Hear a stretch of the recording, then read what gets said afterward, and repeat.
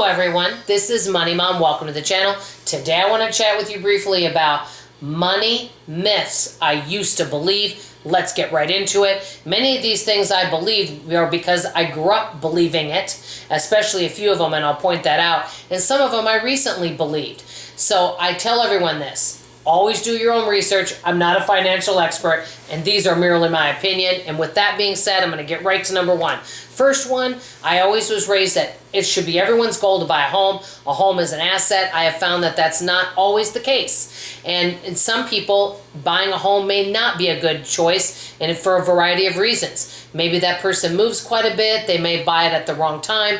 Maybe they buy a home that's above their income, or they don't know how to repair things around the home. Could be a variety of reasons. Buying a home for some people may be a good choice. It depends on a lot of factors. So a home is not always an asset. Number two, I was raised to believe that everybody should get a college education. I do have a bachelor's degree, and actually my father and mother both wanted me to go to college. I actually didn't even want to go, and they both said, no, you're going. I kind of wanted to do trade school, but back in the early 80s, you were really encouraged to go to college.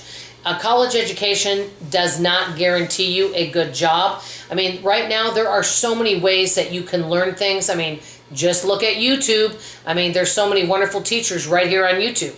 And so that being said, there are many ways to get educated without getting a standard college degree and also getting experience by working can really help as well. Number three, also, you have to have debt. It's just common knowledge to have debt. You should probably have a house payment, car payment. Everybody has debt. I'm not saying that debt is horrible. Sometimes debt happens. Maybe people invest and go into business so they have some debt or a loan. Everyone's situation's different. But I know many people that will not do any kind of debt. They pay cash for cars. They will not put anything on a credit card. And you don't have to have debt. The only thing with that is in order to not have debt, you need to make a decent income and also live below your means and have savings so that you can pay cash for things. Okay, this is the one that I really thought, because back growing up in Minnesota, a lot of people retired anywhere from age 62 to 65. Pretty much at 65, everyone's going to retire. I now, living in Texas, have found many people that don't even want to retire. They enjoy working. I've met like a CPA. Actually, my CPA, he's 85 years old. He loves working, and he would not want to retire. I've actually met several people there. Maybe some people work because they feel they have to, but I've actually met many people in their 70s and 80s that just love to work, and they don't want to retire. So just because you're 65 doesn't mean you have to retire. Okay, this was one I believed for a long time that I was conditioned to believe.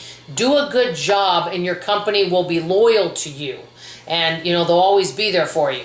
That is not the case. Many times it's, hey, if they can bring somebody in to do it cheaper, they may do that. So job loyalty, I'm not saying that there aren't some wonderful companies out there that if you do a fantastic job are not going to be loyal to you. But many times, with companies and technology so rapidly changing, that is not the case, what I have found. Number six, and this one's going to surprise you and it surprised me. 2 incomes are better than 1. I do think in many ways that is true, but it depends on a lot of factors. I've known in many cases where people bringing in another income, it ended up putting them in a higher tax bracket, and the person that made the second income wasn't making that much, and a lot of what they made ended up going to taxes, and by the time they put in all the expenses to go make that second income, it wasn't worth it because they were making only maybe a couple $100s a month.